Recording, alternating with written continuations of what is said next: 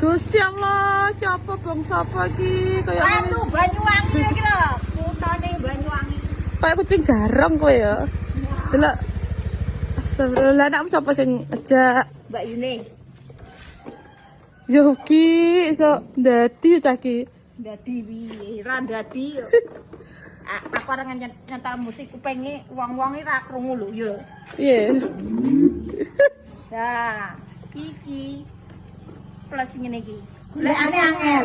Lah, bayung arek. Golek mana, bayung. Keningker.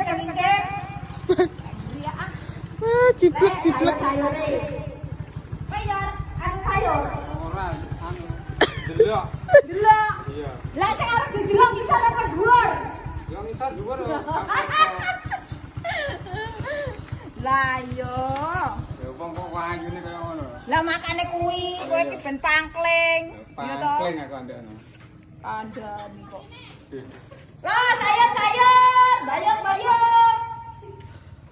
Golek sayur karo bayung. Dadi iki dadi.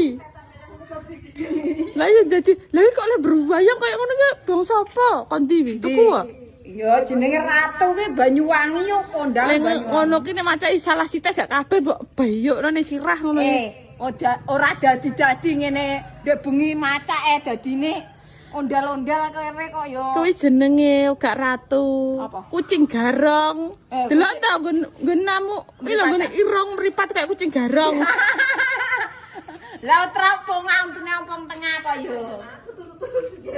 Lah iya, nek gak ngono ra tak digelekno kok. Lah Yo iya. sayur. Kuwi kene-kene nang beban kok dewang. Yo ora. Kan kira dhewe kok kidul omah kok kondawang ndi?